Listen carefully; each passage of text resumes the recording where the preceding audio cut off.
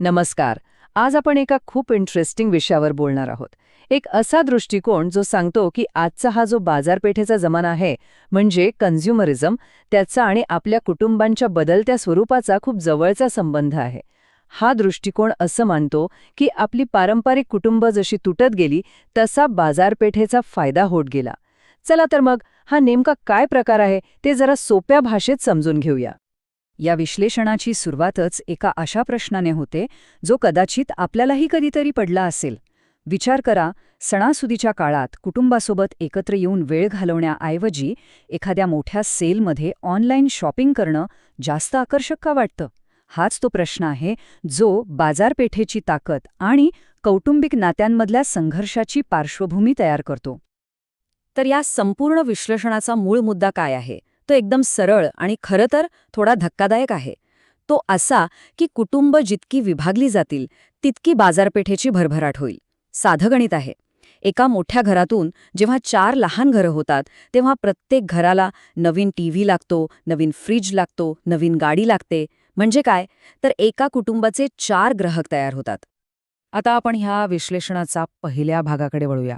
हा भाग आपल्या पारंपरिक संयुक्त कुटुंब पद्धतीवर लक्ष केंद्रित करतो. या स्रोतसामग्रीनुसार संयुक्त कुटुंब म्हणजे फक्त एकत्र राहण्याची एक पद्धत नव्हती, तर ती ऐतिहासिकदृष्ट्या आपल्या भारताची एक मोठी ताकद होती, एक आधारस्तंभ होता.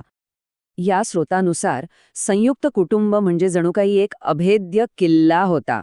विचार करा, किती शतकं गेली, किती आक्रमणं झाली, पण ह्या कुटुंब व्यवस्थेनं समाजाला एक प्रकारची स्थिरता आणि भावनिक सुरक्षा दिली.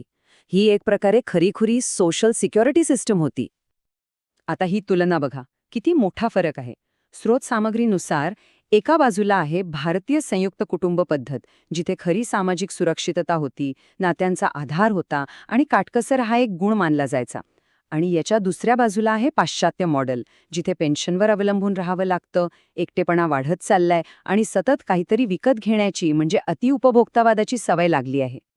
आणि आता आपण येतोय या विश्लेषणाचा सर्वात धक्कादायक दाव्याकडे. या स्रोत सामग्रीचं म्हणणं आहे की आपल्या देशात संयुक्त कुटुंबांचा जो ऱ्हास झाला ती काही नैसर्गिक प्रक्रिया नव्हती, तर ती एक विचारपूर्वक मुद्दामहून आखलेली बाजारपेठेची रणनीती होती. परिवार तोडो, फक्त हे 2 शब्द. या स्रोतानुसार हीच होती ती रणनीती. यामागचा उद्देश अगदी सरळ होता. कुटुंबांना विभागा आणि ग्राहक वाढवा. जितकी जास्त घरं तितका जास्त खप आणि तितकाच जास्त नफा. स्रोत सामग्रीनुसार ही रणनीती 3 सोप्या टप्प्यांमध्ये राबवली गेली. पहिला टप्पा, सिनेमा, टीव्ही सिरियल यांमधून संयुक्त कुटुंबाला कसं दाखवलं? तर भांडणांचं, कलहाचं आणि पारतंत्र्याचं घर म्हणून. दुसरा टप्पा, विभक्त कुटुंबाला मॉडर्न, स्वतंत्र आणि प्रगतिशील म्हणून ग्लोरीफाय करणं. आणि तिसरा परिणाम, तो तर अपेक्षितच होता, प्रत्येक नवीन घरासोबत बाजारपेठेचा नफा कित्येक पटींनी वाढत गेला. ठीक आहे, मग कुटुंब विभागली गेली, पण या बदलाचा आपल्या समाजावर नेमका काय परिणाम झाला? चला ते पाहूया या स्रोत सामग्रीनुसार. आणि आश्चर्याची गोष्ट म्हणजे या स्रोताचा दावा आहे की हा एवढा मोठा सामाजिक बदल घडायला फक्त 2 दशकं लागली. इतक्या कमी वेळात आपल्या समाजाच्या मूळ रचनेवर इतका खोलवर परिणाम झाला? याचे परिणाम तर आपण आजूबाजूला पाहतच आहोत नाही का? या स्रोतानुसार वडीलधारी मंडळी ओझं वाटायला लागली आहेत. मुलं घरात असूनही मोबाईलमध्ये एकटी पडली आहेत. एकटेपणा हा एक आजार बनलाय ज्यावर औषधं विकली जात आहेत आणि नात्यांमधला संवाद इतका कमी झालाय की जिथे आजी-आजोबांनी सल्ला द्यायचा तिथे आता व्यावसायिक समुपदेशकांची गरज पडत आहे. यातला आणखी एक गंभीर मुद्दा म्हणजे मूल्यांचा. स्रोत सामग्रीनुसार आजच्या तरुण पिढीला संस्कार आणि मूल्य घरातून नाही तर सोशल मीडिया इन्फ्लुएन्सर्सकडून मिळत आहेत. आणि या इन्फ्लुएन्सर्सचे स्वतःचे व्यावसायिक हेतू असतात. स्रोत सामग्रीमधलं एक वाक्य सगळी परिस्थिती स्पष्ट करतं. ते वाक्य आहे, आपली प्रत्येक समस्या त्यांच्यासाठी एक उत्पादन आहे. म्हणजे काय? तर आपला एकटेपणा, आपली चिंता, आपलं दुःख या प्रत्येक भावनेचं बाजारीकरण झालंय. प्रत्येक समस्येवर उपाय म्हणून एक ॲप किंवा एक प्रॉडक्ट आपल्यासमोर तयार आहे. बरं, मग या सगळ्यावर काही उपाय आहे का? की फक्त समस्याच आहेत? तर या विश्लेषणाच्या शेवटच्या भागात स्रोत सामग्री केवळ समस्या सांगून थांबत नाही, तर त्यावर काही उपाय आणि एक कृती आराखडा सुद्धा सुचवते.